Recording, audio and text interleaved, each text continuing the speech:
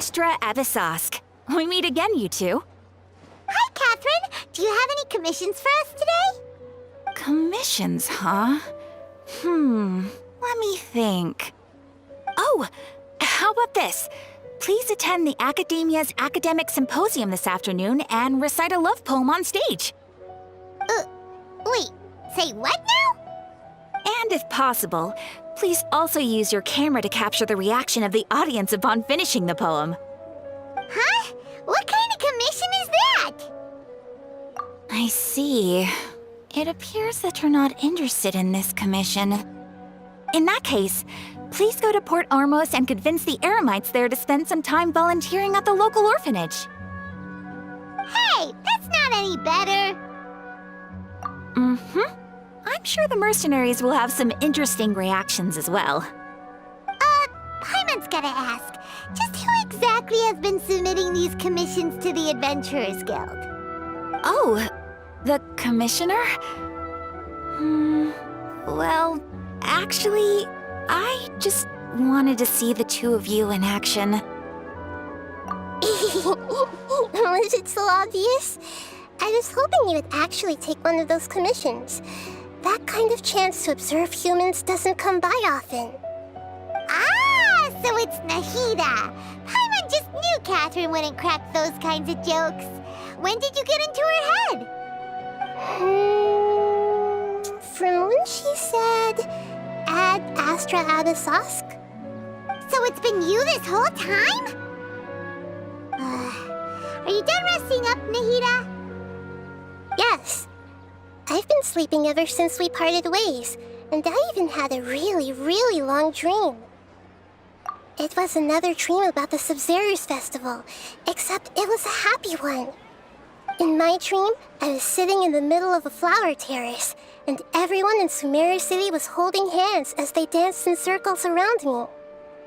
They danced round and round, and everyone looked really happy.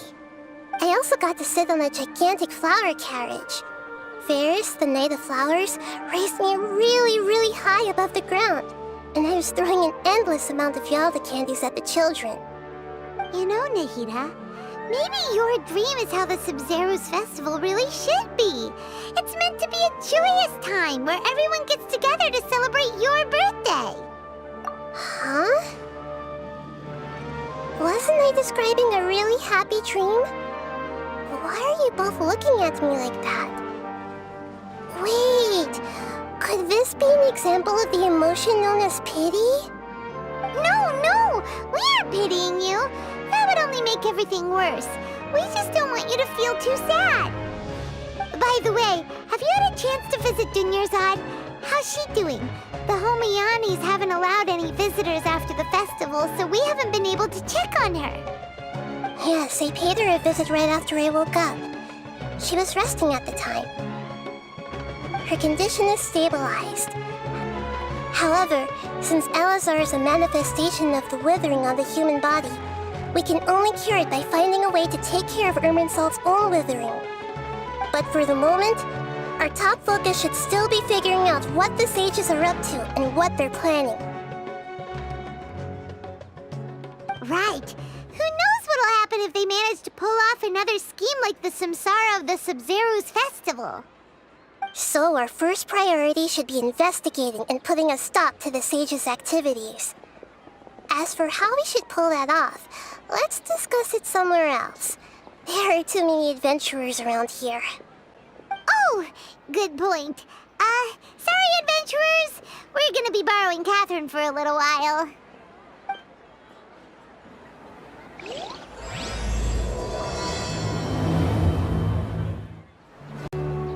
Let's continue our chat here. Okay, so do you have any ideas on how we can investigate the sages, Nahida? Actually, I've already done a little bit of work on that. But for now, I want to hear your thoughts.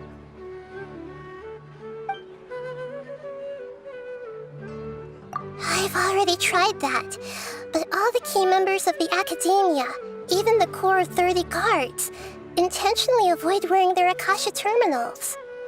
It seems that from the very beginning, they've been guarding against info leaks from the Akasha. Of course, it could also be because they're wary of me. Have you already caught the sage's attention?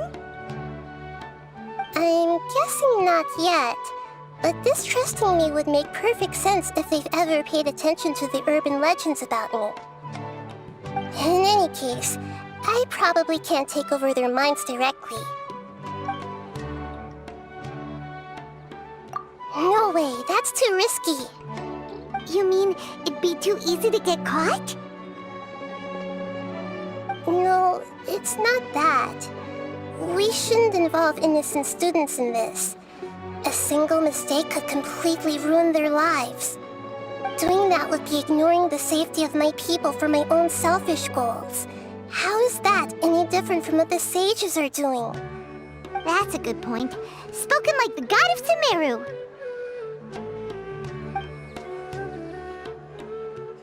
We're in the dark as of now. Since we still don't know anything about their goals, any rash move could tip them off and lead to terrible consequences. After all, every person in Sumeru City is one of their hostages.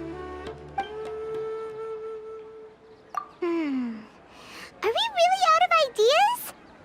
Nahida, you're super smart, so you already have something in mind, right? Don't keep us in suspense. Spill the beans already.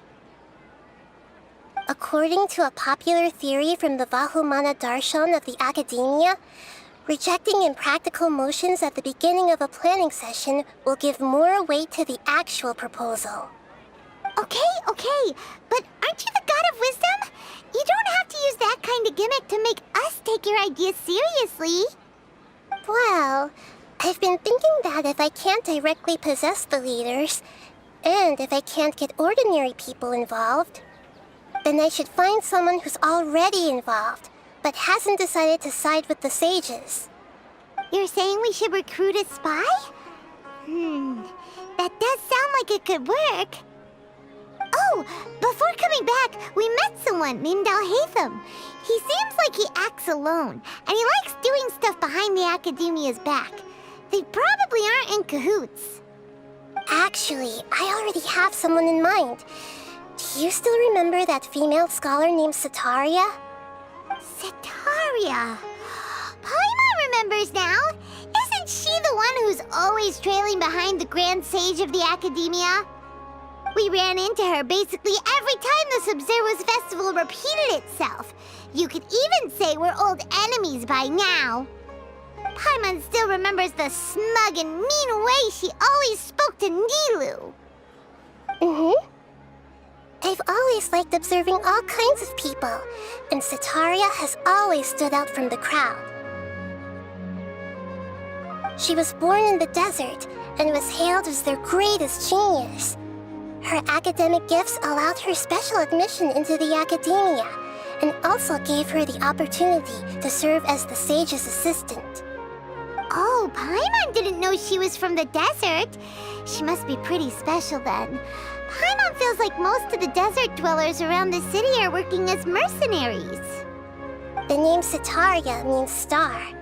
When she lived in the desert, she shone like the brightest star in the night sky. Later on, she was chosen by the sun. The star was given a place in the daytime sky to complement the sun's dazzling light.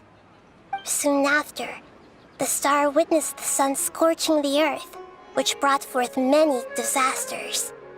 The star began to waver. Instead of staying beside such a sun, wouldn't it be better to return and light up part of the night sky? But in the end, she couldn't give up the radiance of daytime. To cope with her shame, the star buried her guilt and closed her eyes. From the sound of it, Setaria's just hung up on the research opportunities here. But she doesn't really support the Academia. She still feels guilty about not doing more for the desert, right? She's just running away from her problems. Indeed.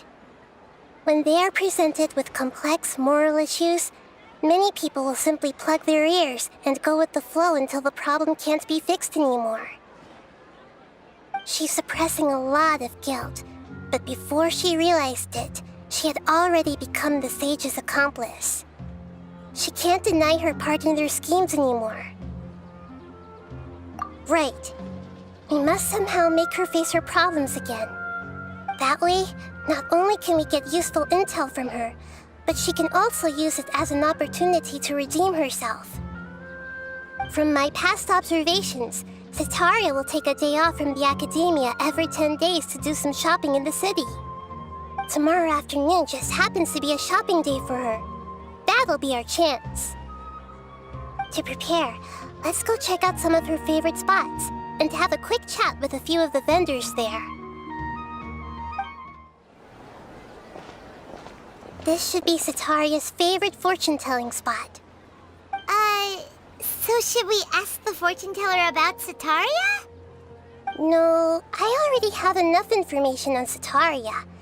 The most important thing now is for you to pay attention to the vendor's talking style and key characteristics. Talking style and key characteristics? My poor lost lambs, have you become troubled over your fates? The divine voice of wisdom often echoes between mine ears. If thou be blessed today by the gods, I may be able to show you the way. Huh? Really? Nahida, you've been whispering things to her? Shh! My friend here has some doubts regarding her future. Can we get a fortune reading for her? Of course, of course. In that case...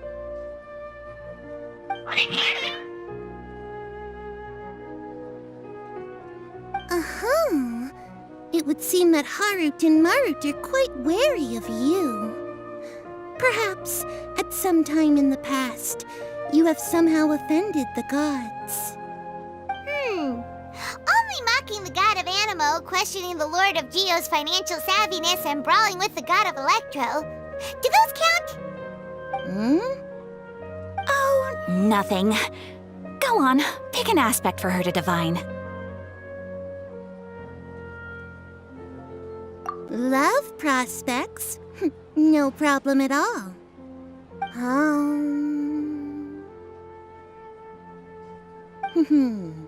The gods have spoken. The truth shall be revealed. One who is fated to cross your path will appear on... Huh? So many people will fall for you. How could that be? Harut, Marut, did you two spoil my divination? I've never read a fortune so absurd.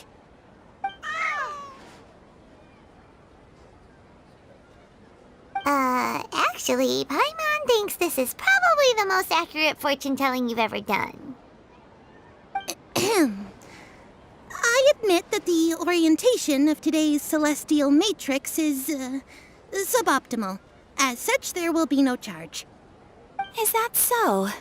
Well, that can't be helped. If you were to bring some food offerings for Harut and Marut on your next visit, perhaps they could help you reverse the wheels of fate.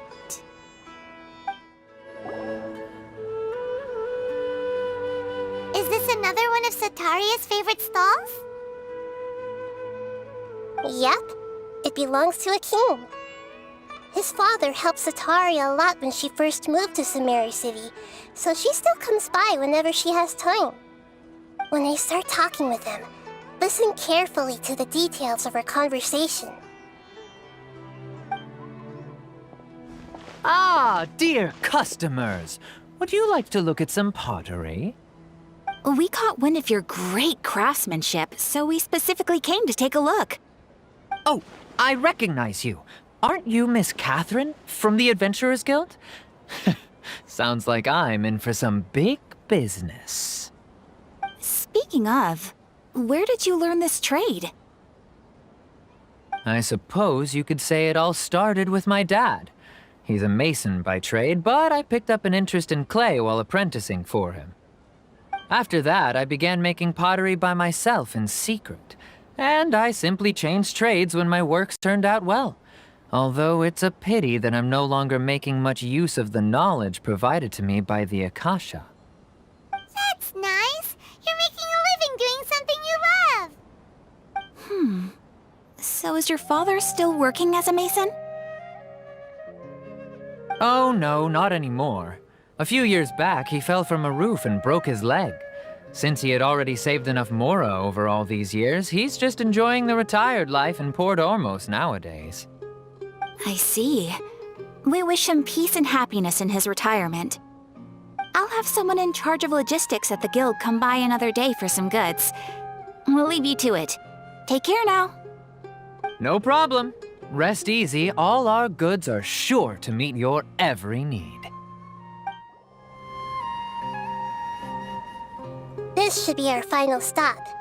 Setaria's always thinking of this restaurant when she's working at the academia, so she always comes by whenever she's out in the city. Nahida, you've really thought of everything. It's my duty to protect Samaria's citizens, after all. Hi there. I feel like I've seen you down by the docks before. Huh? Sorry, I don't quite remember. If I recall, you were having a discussion with someone about shipbuilding at the time. Ah, that's right! I've always been really interested in feats of marine engineering. After all, I grew up in Liyue Harbor and spent my entire childhood staring at the ships going in and out of the port. I came to Sumeru to study, but failed to make it into the academia due to my lack of talent. But I'm still discussing all kinds of problems with different scholars, and I'm continuing to study and perform research from the restaurant's basement. I'm sure I'll get into the academia after their next round of exams. What an admirable spirit for learning. Amazing! Sure, but you'll find hardworking people wherever you go. So this restaurant has a basement as well? Huh. First I've heard of it. That's right. It's not usually open to patrons. Most of the time, employees use it for breaks or to hold private events. I see. Guess that makes sense. Well, good luck with your studies, Miss Chishan. Thank you so much. As long as I can make it into the academia as an official student, I'll be happy. So, was that everybody? Mm-hmm. 3 familiar faces should be enough for Setaria. What's the point of all the information we've collected? Nahida, you still haven't told us how you're planning to make Setaria face her problems. Setaria is already used to avoiding her problems, so we must find a way to break through her usual sensibilities. I remember you mentioned that the Eremites in Port Ormos are all making a fuss about the upcoming resurrection of King Deshret. Although it's all just a boatload of nonsense, the fate of her homeland may turn out to be Setaria's soft spot. Oh, Paimon gets it now! You want to take advantage of the guilt Setaria feels about her homeland. Although she knows she should return home to help the people of the desert, all she's done is conspire with the sages. So how do we set that up? Well, King Deshret is long gone, and Setaria is also too smart to fall for any simple tricks. If we simply engaged her under the guise of King Deshret's believers, she would definitely be weary of us, and we may not get anywhere. But if we were to borrow some of her close acquaintances to talk with her, her reaction would probably be very different. So you mean you're going to possess those people we just talked to? Yep. Possess them through the Akasha. Imply they've already converted to the faith of King Deshret, and then convey our made-up will of King Deshret. As long as everything goes smoothly, we'll get through to Setaria for sure. She'll never guess that we had anything to do with it. Ah, so that's how you're going to use all the info we collected on these people. It's so that you won't slip up and break form. Possessing them will only work if you can manage to pass off as them. Exactly. So, Best of luck with impersonating them. Huh? Best of luck? But we don't know how to possess anyone. That's no problem at all. I'll just share all their senses with you once I've possessed them. As long as you're also wearing an Akasha terminal, the effect will basically be as if you've possessed them yourself. Huh. That is pretty convenient. But why does she have to do this? Can't you do it yourself? Although I've been observing humans for a while, I've never been good at imitating them. You're not wrong. It's always been painfully obvious whenever you try to pass as Catherine.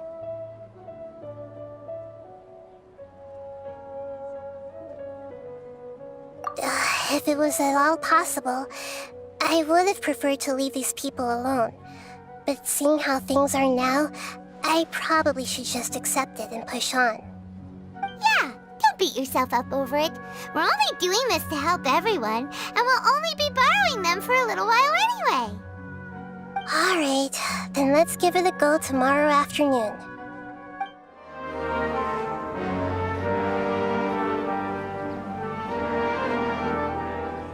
Oh, here she comes. Satori is here. Let's quietly follow her.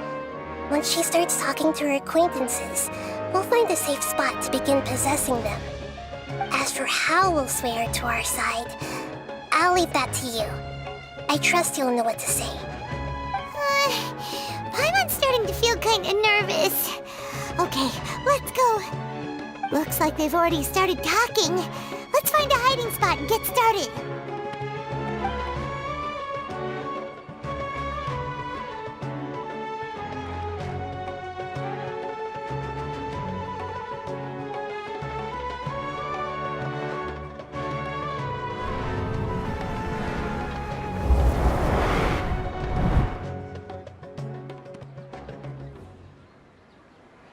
That's right. You really can't force anything when it comes to love.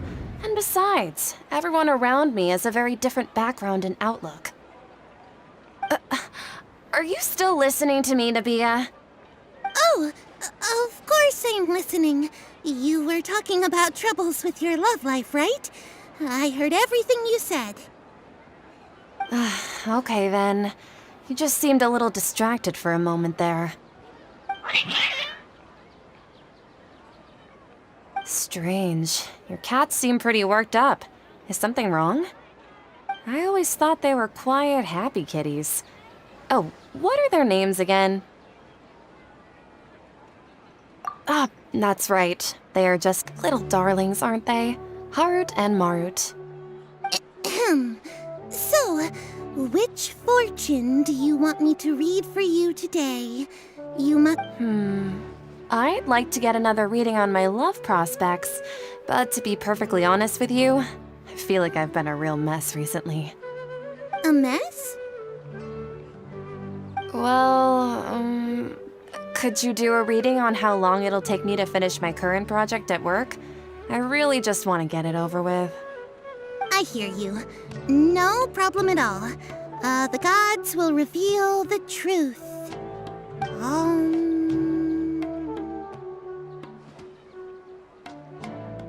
The gods are asking, Setaria, why haven't you gone home? Why haven't I gone home? Do the gods really know everything I've been thinking about? Setaria, why don't you just go home? It's a demand now instead of a question. The gods seem to be truly upset. I'm sorry. I know I failed the gods. Please pass on my most sincere apologies and ask for their divine forgiveness. And if I may ask, Nabiya, is there a specific god who's speaking to you right now?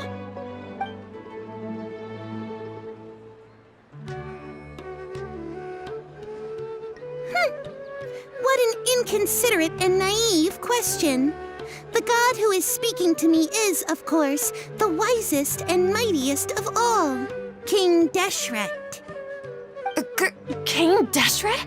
No wonder he would make such demand of me. Wait a second.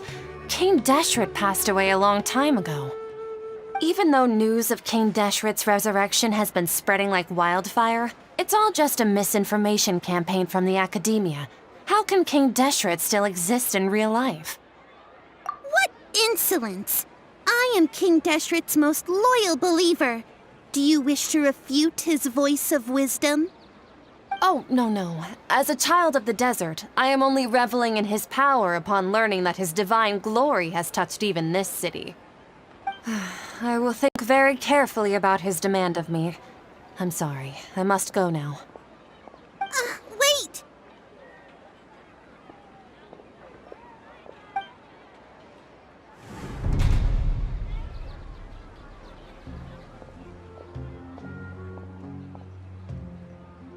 Ooh, she just ran off in a hurry.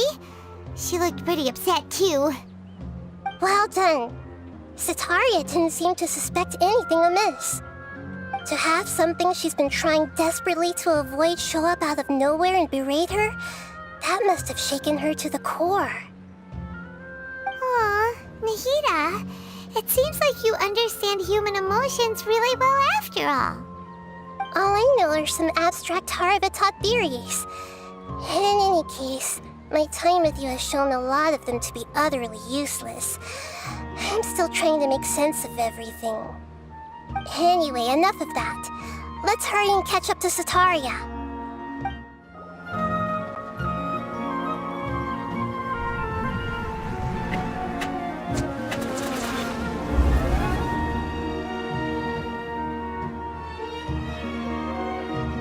It's okay. I just got caught up in something. Oh, actually, didn't you ask me to help you look for work? What kind of work were you looking for again? Oh, right. Your old man's craft. How could I forget?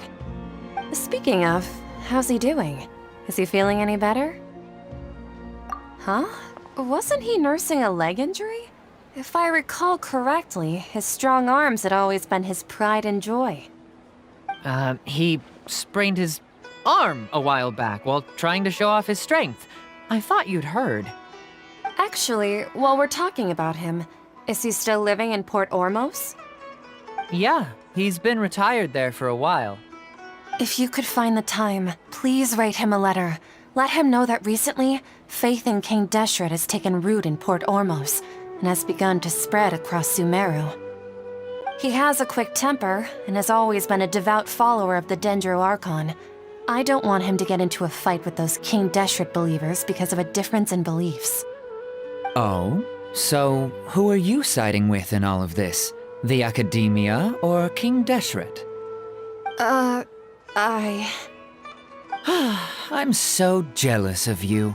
You were born a child of the desert, yet you chose to betray King Deshret, and now you spend all your time with those crooks from the Academia.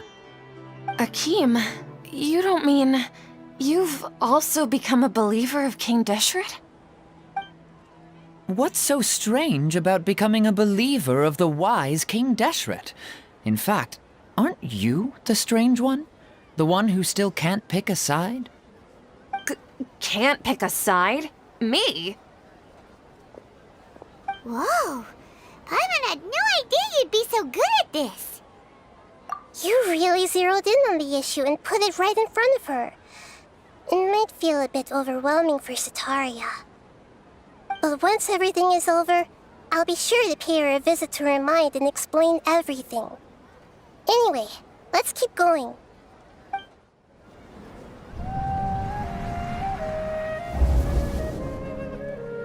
So, Shishan, have you noticed anything weird in the city lately? Like, as if someone was trying to preach to you about something? Wait, did you just say attic? I thought this place didn't have an attic. Also, don't you usually study in the basement?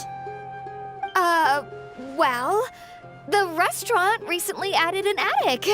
I've been studying there because it has better lighting. Oh, right. Speaking of strange things, I celebrated the Sub-Zerus festival so many times that I lost count. That was really weird. Wait, How could you be aware of that? That should be impossible. Nothing in the report indicated anything like that. Are you still failing to realize that the Academia's lowly tricks could never deceive all of Sumeru's citizens? Jishan, don't tell me that you've converted to King Deshret as well. What an absurd question. You make it sound like I should be ashamed for becoming a believer of King Deshret. In reality, shouldn't you be the one who is ashamed? You, who worked side by side with the Academia and treated people as nothing more than experimental subjects? Please, please stop! Even now, Satari is still trying to run from her problems. She can no longer justify everything to herself. Hey, she's trying to talk to the guards! What should we do? This is the most important part of all. Quick, get ready. Mercenary, you're a member of the Corps of 30, correct? Please help me pass a message to the Matra right away. The situation in the city is getting out of control. Please, try to remain calm, miss. Tell me what's happening in the city. Heretics are infiltrating the city, and they've already converted many residents to their side. Heretics? What kind of heresy are you talking about? King Deshret! Many people I know have suddenly started believing in him, but he's long dead. It's impossible. Miss Sataria, nothing is impossible. You know my name? King Deshret is immortal, and all who defy him will one day pay the price. You must face the truth, Sataria. You tread a treacherous path, and the longer you ignore it, the tighter the Academia's grasp on you will become, and the deeper you will be ensnared. Child of King Deshret, Never forget that the desert that belongs to you lies elsewhere. What's so strange about becoming a believer of the wise King Deshret? In fact, aren't you the strange one? The one who still can't pick a side? What an absurd question. You make it sound like I should be ashamed for becoming a believer of King Deshret. Sataria, why haven't you gone home?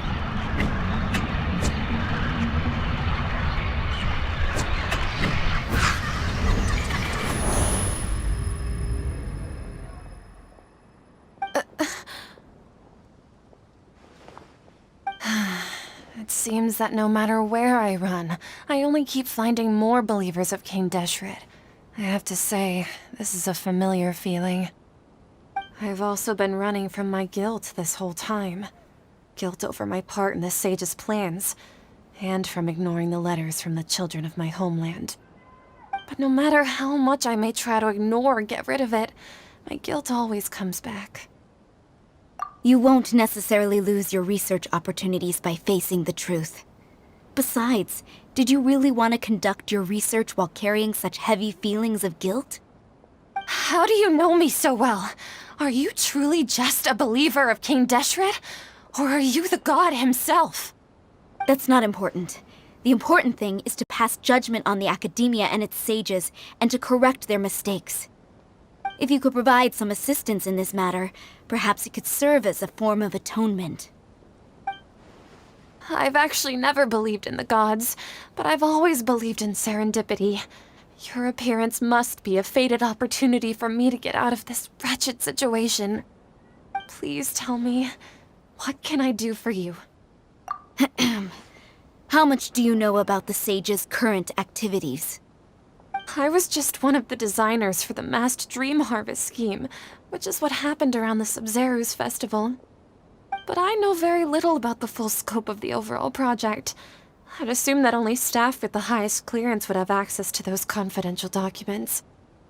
I've just been working to meet the Grand Sage's specified requirements. However, there's something that's been really bothering me.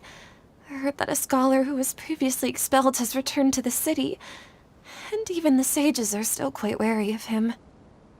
To fight against the Academia, we will need to figure out the nature and the purpose of their work. Is there a way for us to get access to the confidential documents you mentioned? It should be possible if we're willing to take some risks. After all, I'm an assistant to the Grand Sage, and I've been working on many tasks outside of the project.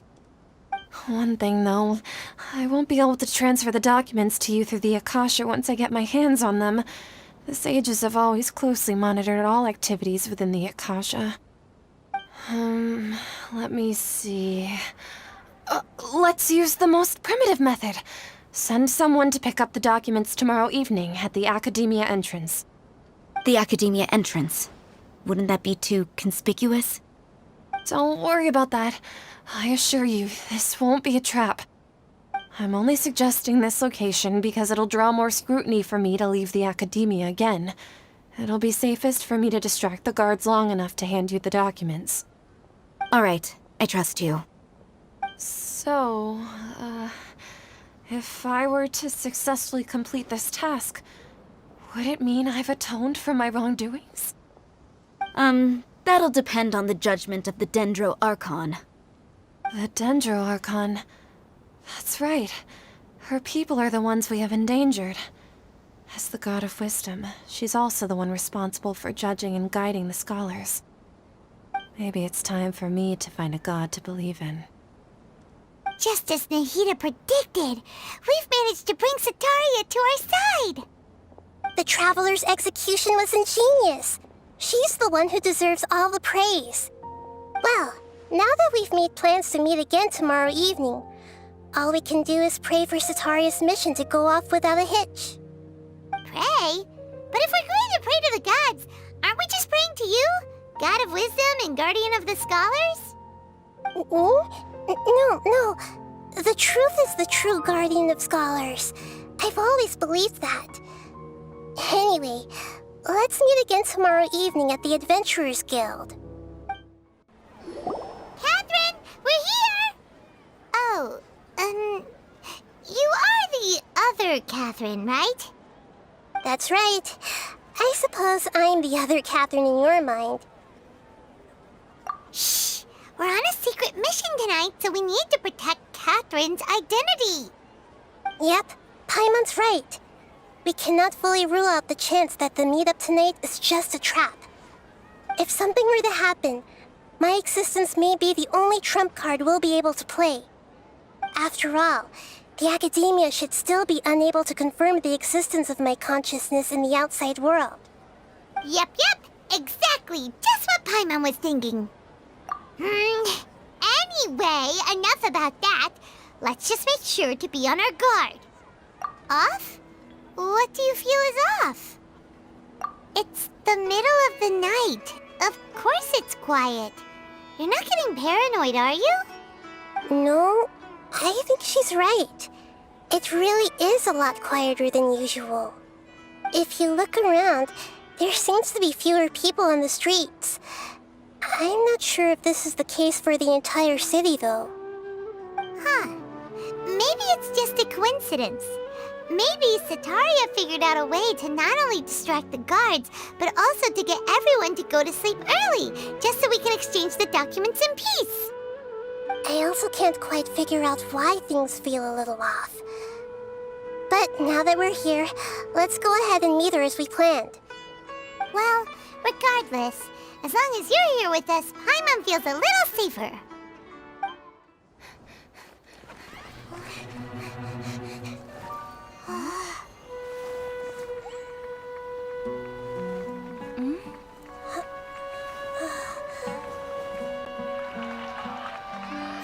What are all these people doing here at this hour of the night?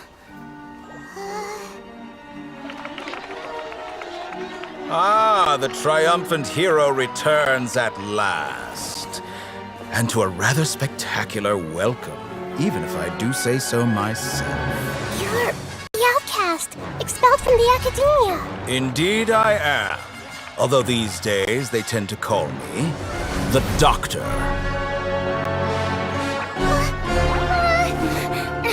If you're looking for your researcher friend, she has already been taken into confinement. With some basic caution, she could have discovered the listening device on her person. Clearly, she lacks the degree of rigor expected of a true scholar.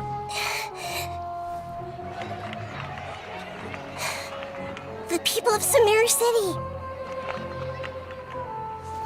What have you done to them? I simply made some minor adjustments to their Akasha terminals.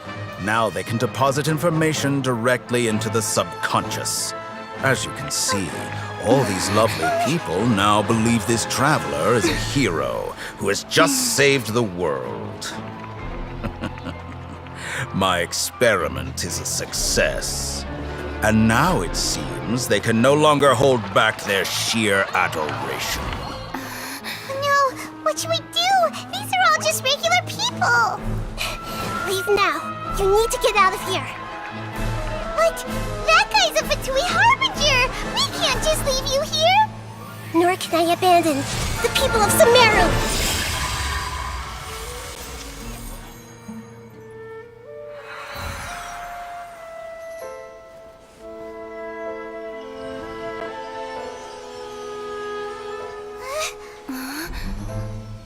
Don't worry. We'll meet again outside of the city.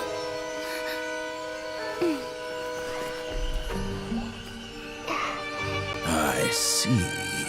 You appear to have overridden their mental faculties with your own consciousness.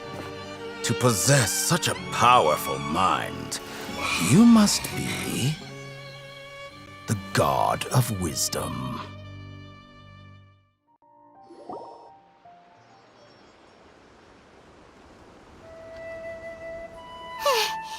This should be far enough. Whew. Paimon needs to catch her breath first. Is Nahida going to be okay? We only made it out because of her. Paimon wasn't counting on running into a new Harbinger here, let alone such a high-ranking one. That guy was number 2. So scary. He called himself the Doctor. Remember, Tighnari told us about him. Setaria did say that someone who once got expelled from the Academia came back recently. And that even the sages are wary of him. Yep, sounds like she must have been talking about the Doctor. Yeah, now that the Doctor's in the picture, we're no longer just dealing with the Academia. They're in cahoots with the Fatui. But what are the Fatui after this time? Another Gnosis? Yeah, things would be a lot easier with Nahida's help. Nahida said we'll meet again outside of the city. But we can't just keep waiting around, right? You mean... Oh, right! Wasn't he invited by the sages to work on some project when we were staying with him in the Vidia Forest? That has to be the same project. Even though he turned it down at the time, he might still know something. There's no time to lose. Let's go to Gandharvaville. Hold it right there. A blonde-haired traveler and a floating fairy. We've got you, all right. Take a look around. You've fallen right into our trap. Are you mercenaries from the Corps of 30? Did you come here to arrest us? Corps of 30? We're nothing like those government lapdogs who don't even get scraps for their work. We are an elite brigade that commands the highest commission rate in all of Sumeru. We're here on the orders of a client known only as the Outcast. The Outcast? An outcast from the Academia? But why wouldn't the Doctor just send the Fatui after us? Still wasting time on idle chit-chat. We'll shut you up soon enough. Get them! You're up, Traveler! That was pretty rough. Is that what elite mercenaries are like? Yeah, looks like we'll have to keep our guards up. But this Doctor guy seems like a pretty tough opponent. He knew exactly where to set up an ambush. Did he predict that we would try to find Tighnari? Going up against smart people is tough. Anyway, let's keep going. Oh, it's the Traveler and Paimon. What are you two doing back here? Kale, it's nice to see you again. Are you doing all right? To be honest, I'm not doing too well. My Elazar has been progressing at a faster rate lately. I'm finding it harder to complete more intricate tasks. As a result, Master Tainari is taking me off the patrol schedule. He will only allow me to stay here and coordinate other people's tasks. Oh, Kale! Speaking of Tainari, did he go off on patrol? We're here to talk to him. Oh, Master Tainari? He just left the Avidia Forest a little while ago. He was headed to Party Stiai. Huh? He left? What? Isn't Tainari always saying that he never wants to leave the Avidia Forest? He even turned down the Sage's invitation. I thought it was weird too. Master Tainari always prioritizes his work as a forest watcher above everything. He almost never leaves his post. No, I only found out that he left through a message he left behind. He also made sure to delegate all his tasks using a schedule. To leave in such a hurry? I'd guess he had something urgent to take care of. Master Tainari originally studied in the Amorta Darshan of the Academia, and part of Stiai is something like the Amorta's research base. Many rare shrubs and grasses have been planted there for research. I know that before he became a forest watcher, Master Tainari once spent a long time conducting research at Party Stiai. A research base, huh? Gotta wonder what kind of research Tainari just decided to work on all of a sudden. Oh, we don't have a lot of time, so let's go look for him at Party Stiai. Don't worry, I'm fine. I'm used to living with Elazar by now. If you run into Master Tainari, please send him my regards. Got it. Will do. See you later, Kale. Wait, look who it is. Thank goodness you're okay. We were so worried about you. Hey, this was supposed to be a touching reunion, but you're ruining the moment. Actually, it's very smart of the Traveler to be wary of me right now. After all, the Doctor has shown that his technology can apparently even control human minds. Plus, it's not like you could have known what happened after we split up and I was facing the Doctor by myself. Even a pool of stagnant water after a torrential storm can occasionally pass as a patch of sky. Paimon feels like only the real Nahida could come up with such an obscure analogy. Huh? But I wasn't trying to win your trust or anything. All I wanted was to clarify my point. Well, we understand that point now. Please, Nahida, tell us more about what happened. Are those poor people all right? When you left, I was still in the middle of restoring everyone's minds. Thankfully, when the Doctor mentioned depositing information into the subconscious, he didn't mean engraving information into their minds. Instead, he did something closer to creating hallucinations. That was still within my power to fix. Luckily, I managed to finish my restorations and mind jump away from him just as he was about to capture me. Whew. What a relief. The Doctor sure pulled out some hidden cards, but good thing we had Nahida with us. I wouldn't be relieved just yet. I gave away my true identity when I restored everyone's minds, which means we've lost another one of our trump cards. Also, the Doctor is already an expert at modifying Akasha terminals. Maybe it's only a matter of time until he captures my consciousness inside the Akasha. Would that mean you'd no longer be able to jump between minds? Then how do we stop him? He's still at the Academia, so it's possible he already started messing with the Akasha. Ugh, it feels like he's toying with us. What a nasty piece of work. Plus, the Doctor's combat ability alone is apparently enough to make him worthy of being number 2 of the Fatui. We shouldn't give up hope just yet. Let's try to find another way to attack this problem. Actually, Nahida, how did you know we were trying to get to Party Stiai? Have you been waiting for us? Yes, I have. I can see the Traveler's elemental energy, so I deduced your destination by looking at the direction you were moving in. You didn't come here for sightseeing, right? Did you find any leads? We're looking for a scholar we know. His name is Tainari, and the sages once tried to reach out to him. Why don't you come inside with us and see what we can find? Okay, let's just hope we won't get him into trouble.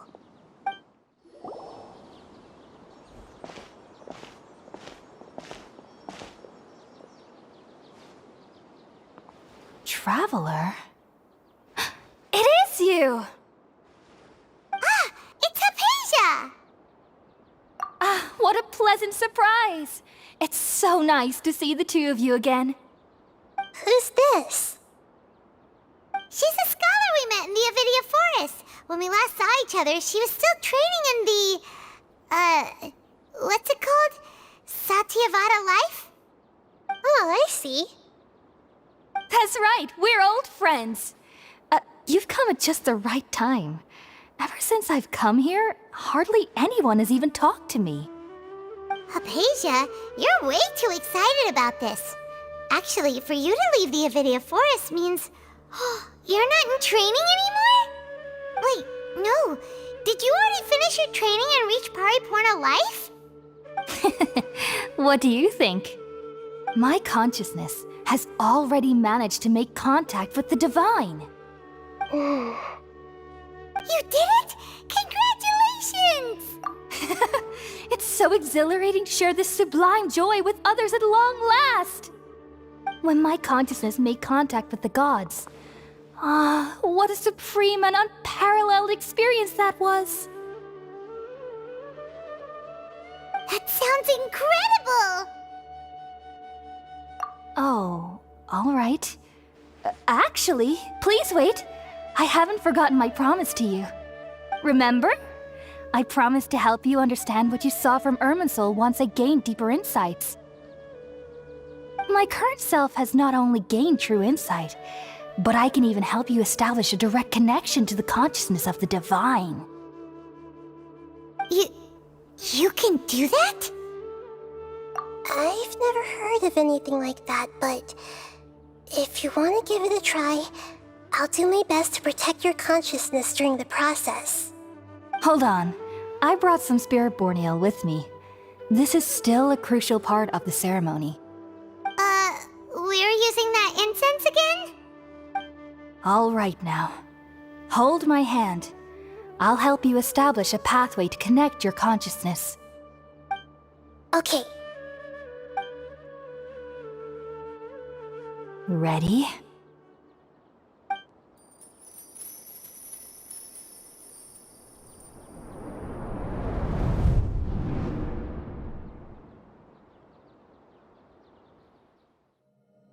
It took 3 betrayals for me to finally understand. The world is just an elaborate tapestry of lies. My fury will never be quelled. The first to betray me was a god. My creator. My mother. Valuing strength above all, she saw no worth in me and I was discarded. The second was a human. My family. My friend. Consumed by fear, he saw me as an abomination. The third was one exactly like me. A hope for the future. A fledgling barely out of the nest. Powerless before his mortality, he broke his promise to me. Humans, they can't be trusted. And the gods fill me with pure loathing. So I said good riddance. I denounced the world and laugh in its face. My chest will never again be defiled by worldly filth. I will scrub away every last trace of human emotion. Then it will be empty, a blank slate, and ready to receive a supreme gnosis, brimming with pure divinity.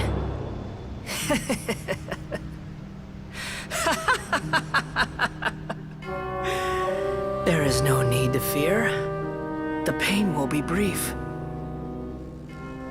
Your era is coming to an end.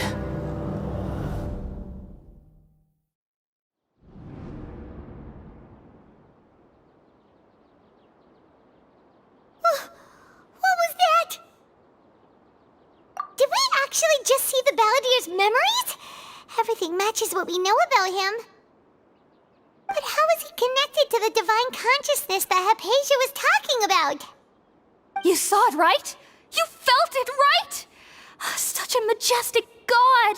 Such a noble will! Such sublime emotion! Alas, shame. If only that which beats within my chest wasn't a filthy mortal heart. Oh, great and merciful God! Please grant me forgiveness and salvation! Do you understand now? I'm afraid this is no Puripurna life, but rather... Ah! You... Why are you so mean to me? Why is everyone hiding from me? I found divine wisdom. Shouldn't I receive praise and honor? Haven't I uncovered that light in the darkness? Hypatia? That's how I always thought everything should be. Wait. Have I already lost my mind?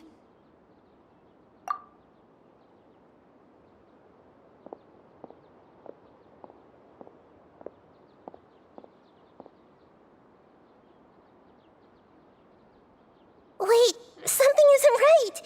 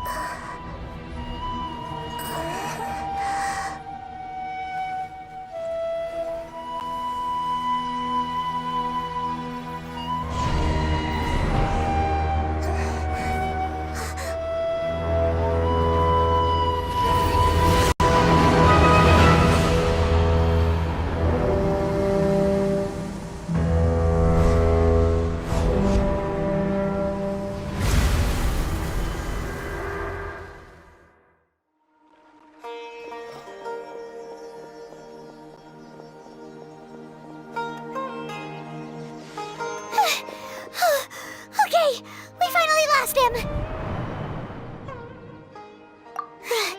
Are you okay, Nahida? Wait, no. Something feels different. You're back! Oh, the Traveler's back? Nahida was controlling your body for a while. It seemed like she jumped over to you as an emergency measure right before the Catherine puppet was destroyed. After that, Kainari heard the commotion and came over. He helped us defeat the mercenaries and then he ran with us all the way here. What? You swapped places? You mean your consciousness also went into Nahida's body? Wait, then where is Nahida's consciousness? Where is she now? I never imagined that an individual's consciousness could be transferred around like this. Had I not seen it with my own eyes, I would have never believed it. I don't think this can be achieved with current human technology. Also, while we were running, the consciousness in your body told me to pass on a message. She said, "The doctor has found a way to trap my consciousness, so I can't journey with you anymore. But even in a moonless night, a shower of starlight can still drown out illusions and lies." Oh no! Nahida's trapped in the sanctuary of Surasthana for good this time. Was that message all she left for us? It's pretty vague. Oh, that makes sense. Since the doctor captured her, she won't be able to say anything without him knowing. She's being extra careful. Even in a moonless night, a shower of starlight can still drown out illusions and lies. Huh. Paimon knows the moon illusions and lies are from that alchemical divination at the Sub-Zero's festival. Didn't Nahida use a starlight analogy before? It had something to do with Sataria. Oh, that makes a lot of sense. Huh. Do you think Nahida was telling us to go find help in the desert? But she isn't with us anymore. Think we'll be okay? Paimon, you said Sanctuary of Surasthana, correct? Does this mean that this Nahida you're talking about, the consciousness who was occupying the traveler's body, is the Dendro Archon? Your guess is correct, but the situation's a bit complicated, so it's really hard for us to explain right now. That's all right. A scholar's curiosity doesn't need to be appeased right away. As for the complicated nature of the situation, safe to say I have witnessed that for myself. I've spent some time with you, and it looks like the Dendro Archon's also on your side. So, I trust you. Thank you, Tighnari. Oh, actually, we came here to ask you a question. What do you know about the project that the sages have been working on? That. While I was indeed invited to join that project, the sages were always secretive about its scope and goals, so I eventually declined. All I know is that the project has something to do with the restoration of Irminsul. Huh? Did you see something when you were in Nahida's body? What? Do you have any evidence?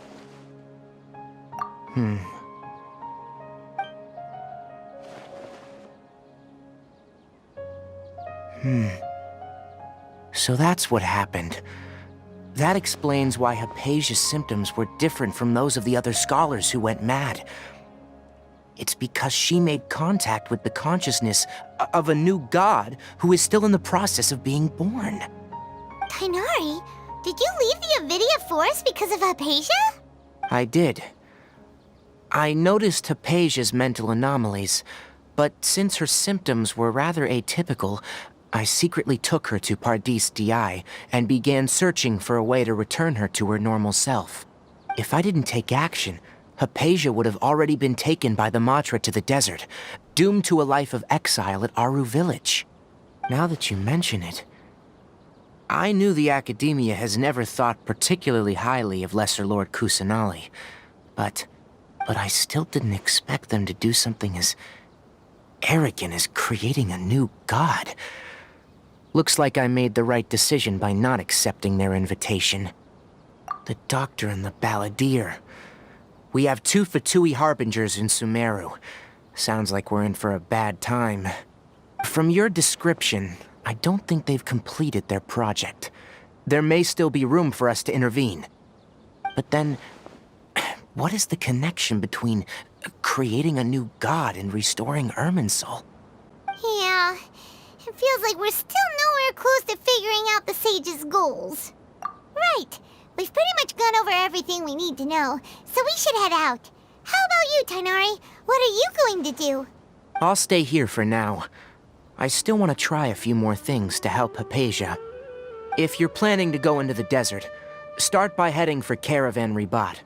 That'll be your fastest route. Come find me here if there's anything else I can do to help. May the spirit of wisdom go with you. Thanks, Tighnari. Hopefully Hypatia will feel better soon. We're off then.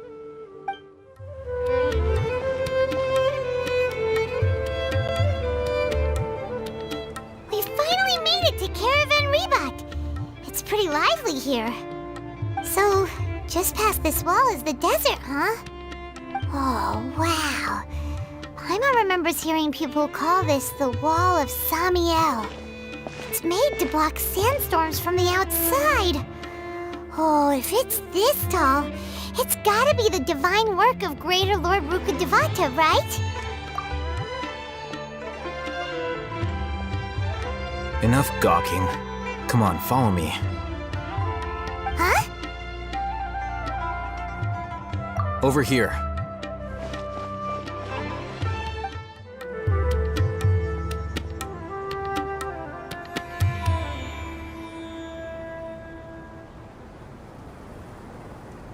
What the?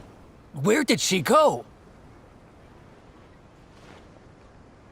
How did we lose them? They were just here a second ago. More Aramine mercenaries? Who are they working for this time? Anyway, Traveler, it seems like we were being followed again. You were too careless. You should have noticed those hopeless amateurs trailing you a long time ago. There's no need to thank me. I've never cared to keep track of personal favors. All I did was correct a mistake I happened to come across. It's a habit I developed at the Academia. You really gave Paimon a scare, Alhaitham. We never thought we'd run into you here. Last time we met at Port Ormos, didn't you say you were going back to the Academia? Wait, don't tell Paimon that you're here to take us back on their orders! Oh, so you've already landed yourselves on the Academia's hit list. I can't say that I didn't expect it. However, had I wished to turn you over to the Academia, don't you think you'd already be the Eremites' honored guests by now? Oh, right. You do have a point. I have no interest in running errands for that project. As a scholar, I've always belonged to the camp that promotes researcher autonomy. And these days, you're more fascinating than anything the sages can offer. Not quite. To tell you the truth, I'm still investigating the Divine Knowledge Capsule. Unfortunately, I've run into some difficulties. Everyone says the capsule originated in the desert and was eventually moved to Port Ormos. If I am to get to the bottom of this, I must understand how the capsule first came to be. Which brings me back to you, and why you're so interesting. The leader of Ain al-Ahmar used the Divine Knowledge Capsule right in front of you, and upon seeing him, your expression became perplexed, and you were lost in thought for quite some time. To have that kind of reaction, I think you must have realized something. Are you interested at all in sharing what you've been hiding from me? Alhaitham, you really have a ridiculous eye for detail. What kind of person even notices or remembers stuff like that? So that's your answer. Well, I do work for the Academia after all. So considering that, it is indeed wise to keep your cards close to your chest. But that does prove you do have some undisclosed information about the Divine Knowledge Capsule. Am I right? No matter. Rather than simply learning the answers from you, I'd still prefer to investigate on my own. Speaking of, you two are also headed to the desert? That's right! We have the same plan as you! But we don't really have any concrete goals at the moment. Then I'd suggest starting with Aru Village.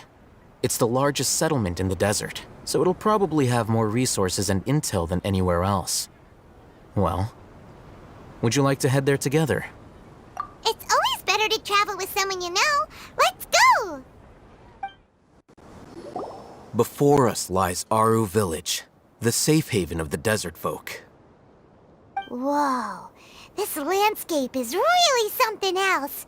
What a cool place! Let's go check it out!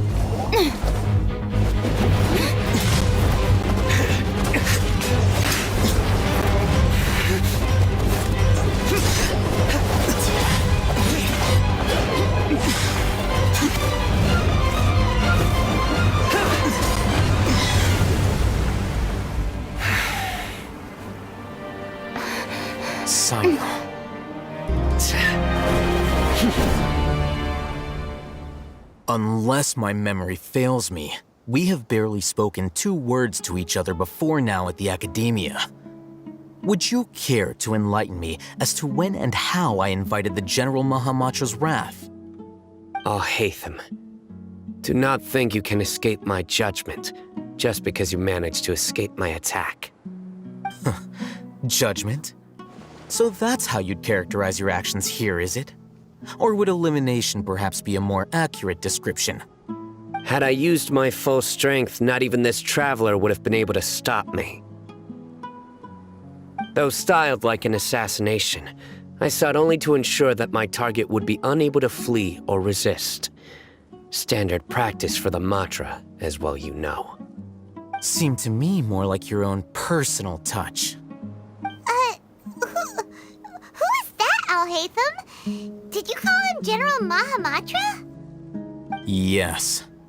General Mahamatra Sino, head of all the Matra at the Academia.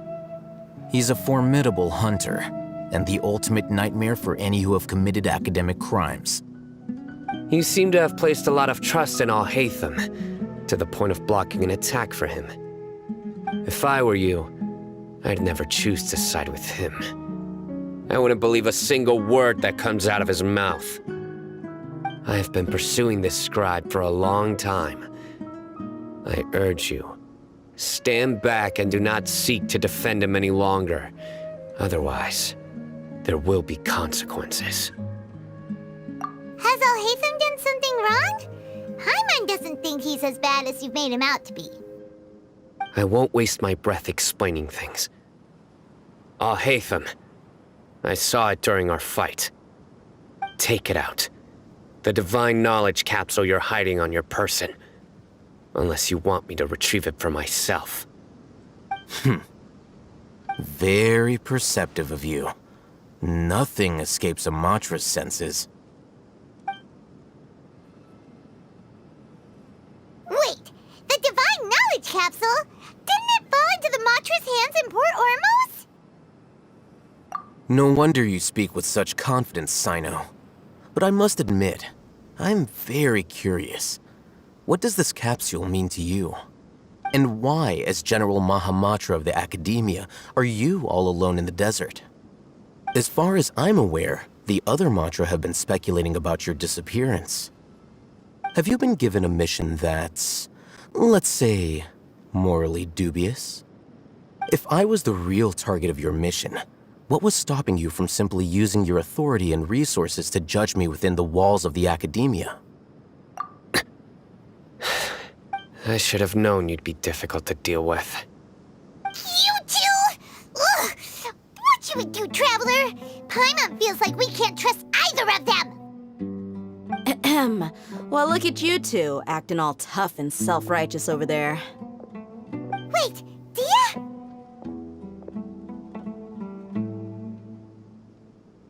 Great! Finally, someone that we can trust! You gotta help us out here, otherwise these two are gonna start fighting again! Yeah, sure looks that way. Two giants from the Academia duking it out once and for all. Not something you get to see every day, that's for sure. Listen, I know you academic types love to fill up your big brains with self-righteous morality and lord your empty rules and virtues over each other. But how dare you bring your petty disputes into the safe haven of Aru Village? It seems like someone's gonna have to beat some sense into your thick skulls until you finally learn to respect these grounds.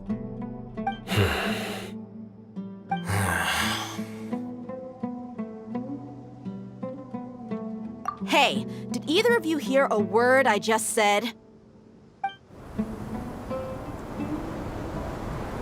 Whoa, what's going on? The wind's so strong! Is this a sandstorm? Paimon's gonna get blown away! Another sandstorm? What's up with these recently? Hey! All of you, over here, quickly! We have to take cover! Someone's calling for us! Oh, this wind is too strong! Let's get over there! That sounded like Candace. Come on, you two! Jeez, are all of you Academia folks such hard work? Move it! All right, stop yelling.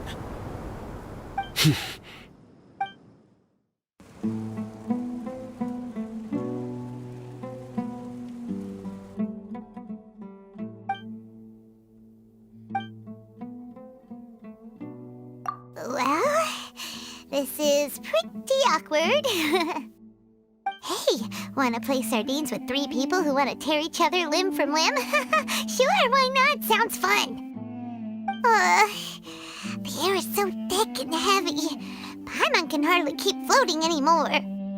My sincere apologies, everyone. This is the home of our village chief. I will have to ask you to make do with this small room until the sandstorm dies down. Please, let me introduce myself. I am Candace, protector of Aru Village. Our savior has come at last! Nice to meet you, Candace. The name's Paimon. Thank you so much for helping us. There's no need to thank me. It's only right to help each other when the weather gets rough. Wow, she's so gentle and caring, like a nice older sister. Unlike those guys over there. All right. Now that we're all better acquainted, we should return to the topic at hand.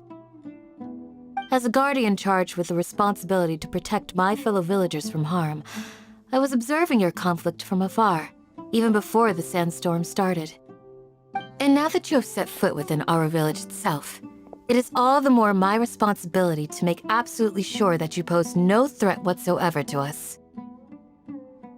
So please, have an honest and sincere conversation with one another, and put your hostile feelings to rest. If anyone dares to start anything again while they are under this roof, I will not hesitate to send them out for some quality time with the creatures of the sandstorm. Oh, on second thought, Paimon may have misjudged Candace's character. And that goes for you too, Miss Dia. Do I make myself clear? All right, we got it, Candace. That's what I like to hear. So, which of you will begin? I was supposed to be a mediator, but I might have gotten a little too involved just now. Anyway, one of those two should probably start talking. Wait, that was you trying to be a mediator? I have nothing to hide, so there's no shame in explaining myself. While Alhaitham wasn't wrong about the other Matra not knowing my whereabouts, it's not because I've been assigned a morally dubious mission. Rather, I've chosen to exile myself. Huh? Exile yourself? A little while ago, I discovered that there was data missing in the Academia's project planning and development files. What little they did report clearly did not match the project's actual progress.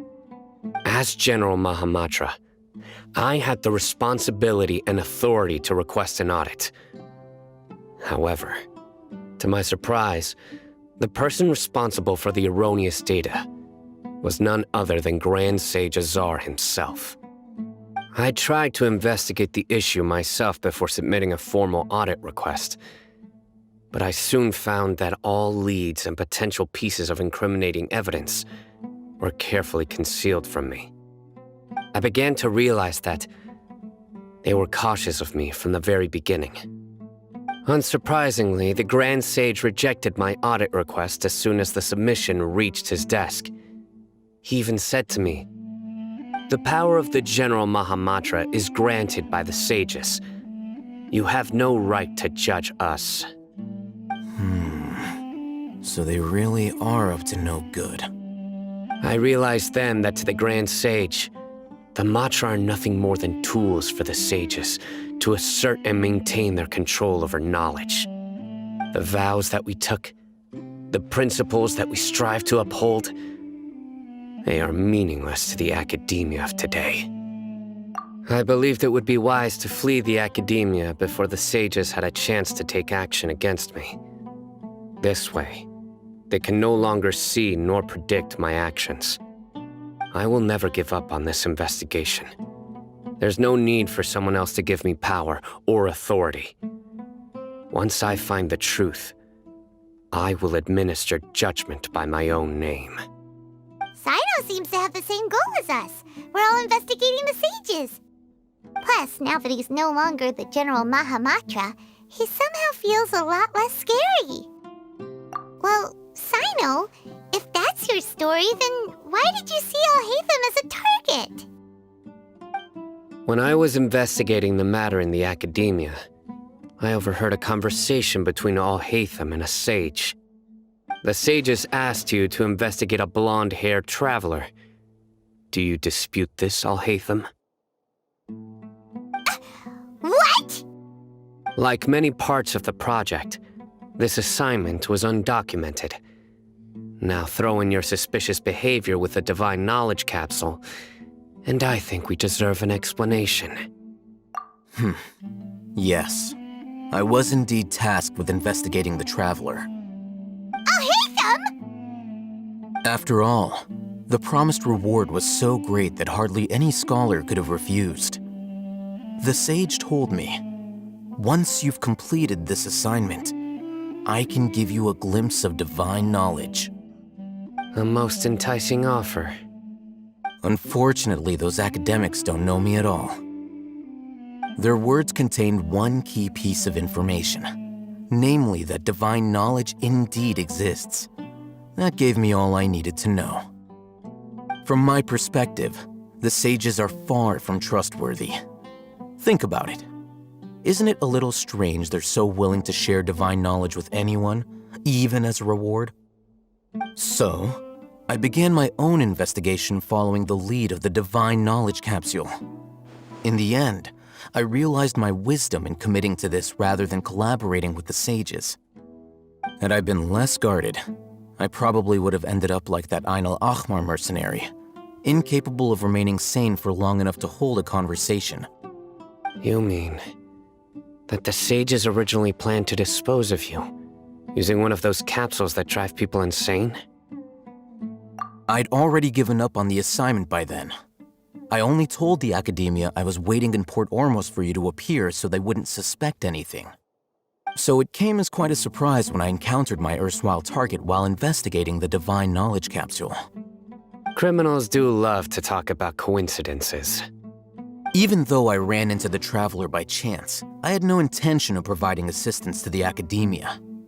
Also, you should remember, you were the ones who decided to follow me and strike up a conversation after I left that tavern. That's true. Alhaitham helped us out at Caravan Rebat as well. Maybe he's telling the truth. I'm willing to apologize if that's worth anything to you. I took the Divine Knowledge Capsule behind your back because I judged its existence to be a significant risk. I felt that it would be best for no one to interact with it before it had been properly studied. After all, curiosity often proves to be the most dangerous thing in this land. You should be well aware, Scribe Alhaitham, that curiosity can also lead you to danger and suspicion. Answer me this. Did the sages share any information about their project with you? Have I not made myself clear? You and I are both distrusted by the Academia. Do you really think they would tell me anything? Fine. Although you haven't completely proven your innocence, I won't regard you as an enemy, for now. As you wish. Good. I'm glad to see you two clearing up your misunderstandings. And now you, Dia. I believe it's your turn. Oh, sorry. Whatever the boys were talking about must have been so boring that I spaced out. My situation is pretty straightforward.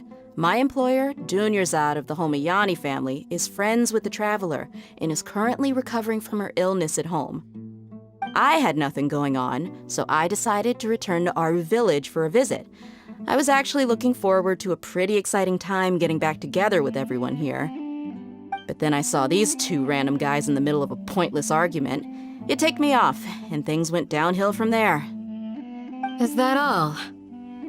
Well, I will admit that definitely sounds like your style. In that case, welcome back, Dia. That's more like it. I missed you all so much, Candace.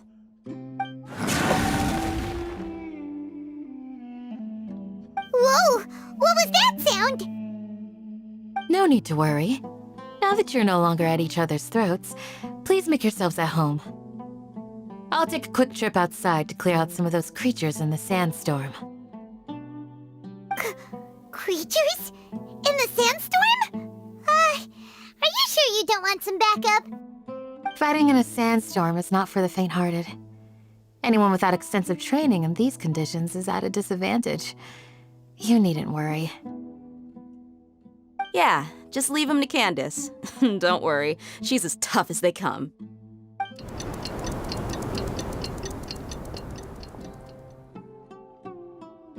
The wind's died down. That means the sandstorm's over, right?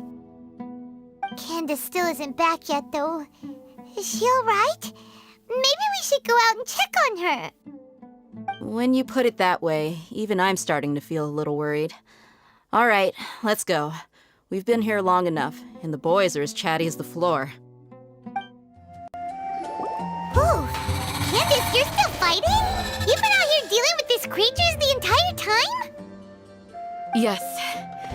They just keep coming in waves. I've lost count of how many I've defeated. Before I realized it, even the sandstorm had stopped. Ah! Here comes another wave! Leave this round to us. I got interrupted earlier, but now I have something to take my anger out on. It's been quite a while since I've seen the Flame Mane in action. I'll leave these to you then. I'll be sure to put on a good show. Let's go! The creature stopped appearing. Was that the last of them? What we fought just now was probably the aftermath of the sandstorm. So we should be safe for the time being. Well fought, everyone. No injuries, I hope. Huh? Who are you? Ah, my apologies. I haven't had a chance to greet you yet. I had my hands full taking care of the village's elderly and children. I am the chief of Aru Village. Everyone usually calls me Uncle Anpu. Sir, I am also originally from the desert, but I have not been back for some time now. May I ask if such sandstorms are common? I can't say they've always been common, but recently the storms have become increasingly severe and frequent. Besides sandstorms, we also occasionally get earthquakes. According to an investigator who stayed in the village a while ago, these unusual natural phenomena are related to the withering of Irminsul. Another effect of Irminsul's withering. So, Irminsul's withering causes withering zones in the forest, and sandstorms and earthquakes here in the desert? Everything in the natural world is inextricably connected to Irminsul. These regional symptoms can indeed be a reflection of Irminsul's present state. Everyone in Aru Village needs to take good care of themselves. Speaking of which, why haven't I seen a single village keeper since I got here? Village keeper? Who are they? Village guards like Candace? Does your curiosity know no bounds? Village Keeper is how Aru Village refers to mad scholars exiled here by the Academia. Most of them are scholars who lost their sanity after a period of training in the Avidia Forest. The Academia believes that their crazed mutterings may have a negative effect on the psyches of other scholars. So, they're forcibly exiled to the desert. Though if you ask me, it's all a boatload of nonsense. Alas, that's exactly what we've been trying to investigate. One by one, the village keepers have been mysteriously disappearing without a trace. But no one in the village has ever seen them leave. If you're planning to stay around the village for the next few days, I'd appreciate it if you could keep an eye out for them. I've had encounters with those people in the past. I'll see what I can do to help. The Matra are the ones responsible for their exile. Now that you're no longer with them, are you trying to alleviate your guilt and atone for your past sins? I'm fascinated by how you think. Mock me if you will, but if you are guilty, I will eliminate you, regardless of my position or identity. Oh, you're the former General Mahamatra. You must be an expert in these kinds of investigations. Thank you for your help. Is it because you're reminded of Hypatia? Oh, these poor scholars. First they lose their sanity, now this! We need to help get them back home, safe and sound. But, is it really a good idea to tag along with Cyno? You seem like you really don't trust him. I'll be grateful for the assistance. No doubt you will do a better job than some of my former subordinates. Let's start by finding a spot to share what we know so far.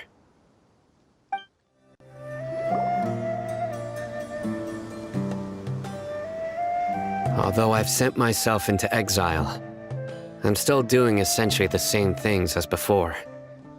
Do you still have any questions for me before we start our investigation? One of my former subordinates told me that this title has its origins in a strange incident. The Academia has long exiled mad scholars to Aru Village. A mysterious phenomenon exists here. When mad scholars first arrive, they are as incoherent and deranged as before. But after spending some time here, they invariably begin to calm down. Initially, the people of Aru Village greatly resented having to take in the mad scholars. But a strange incident one night changed that. Aru Village was struck by the strongest earthquake in living memory. Seeing buildings on the verge of collapse all around him, the then chief of the village was preparing to take everyone to safety.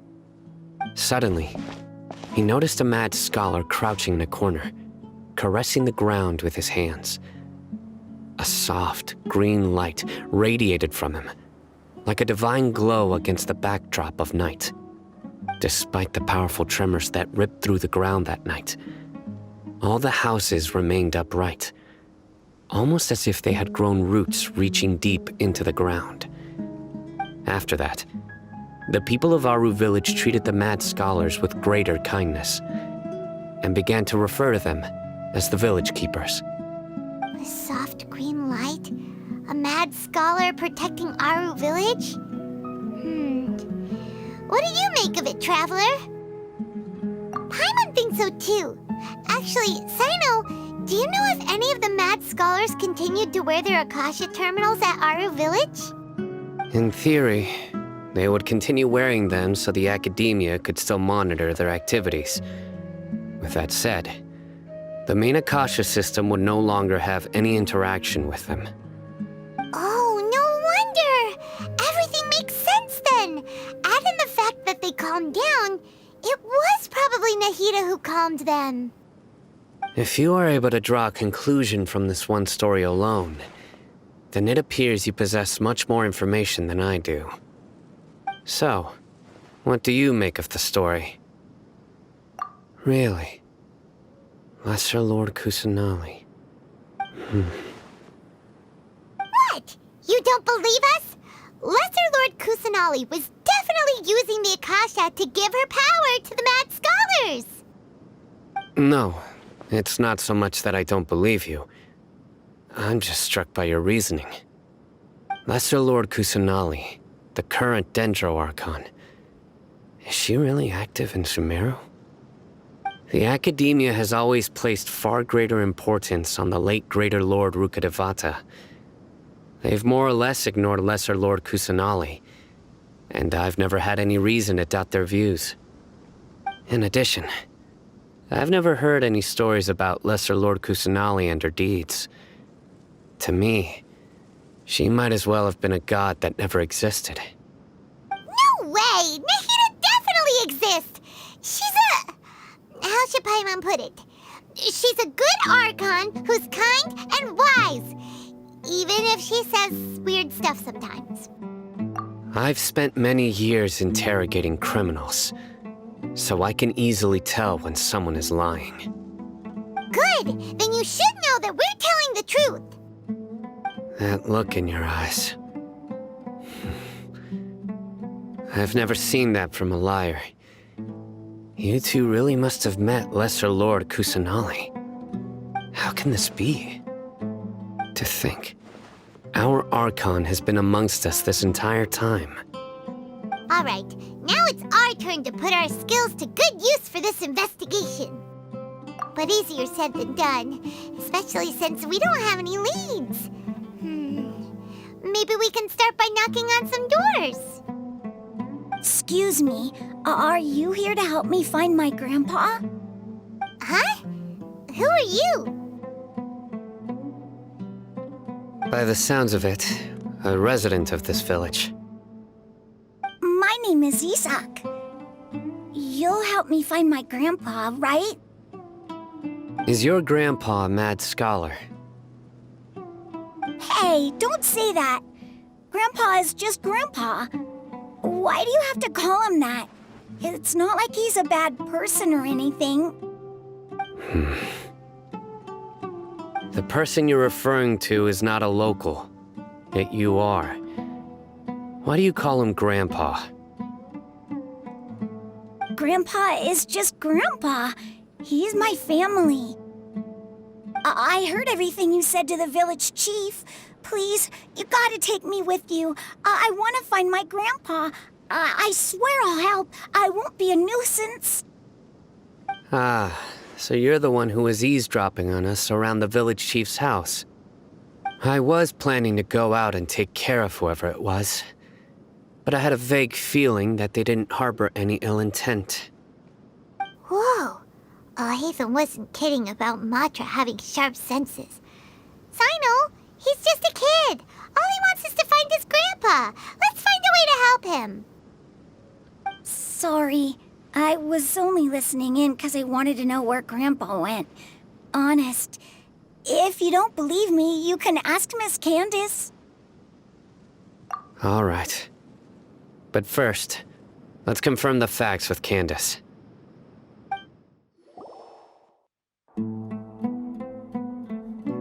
Sino is super vigilant.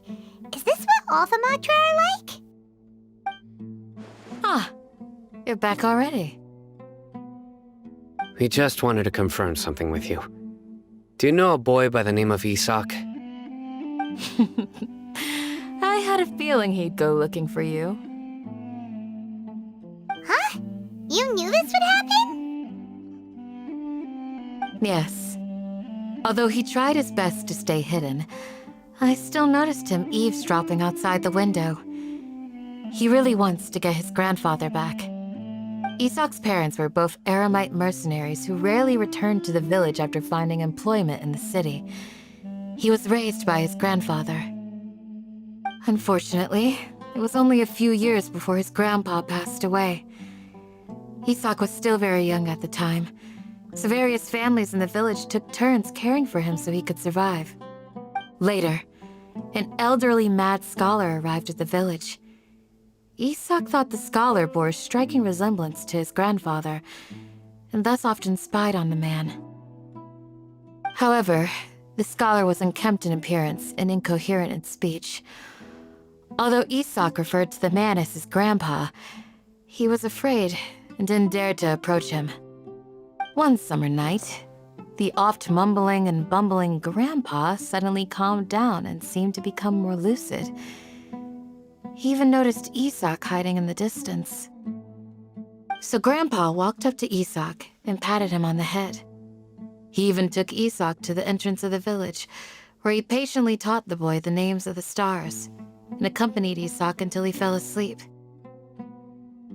The next morning, Isak woke up and wanted to go find his grandpa again, only to realize his grandpa no longer recognized him. However, even so, Grandpa retained his calm expression. It's said that those who saw the scholar claimed he no longer appeared to be crazy, but appeared to be living in his own world, almost as if he were sleepwalking. Isak was thrilled that his grandpa was able to find peace and would follow him all the time, asking him things like, "Grandpa, want me to take you somewhere fun?" Or, "Grandpa, could you tell me stories about the stars again?" All this somehow just makes Paimon feel really sad. It seems like they both deserve so much better. Perhaps. Nearly everyone who lives in the desert has some form of hardship or regret. But even so, we must still continue on with our lives. It's also my reason for fighting. I must continue to protect this land.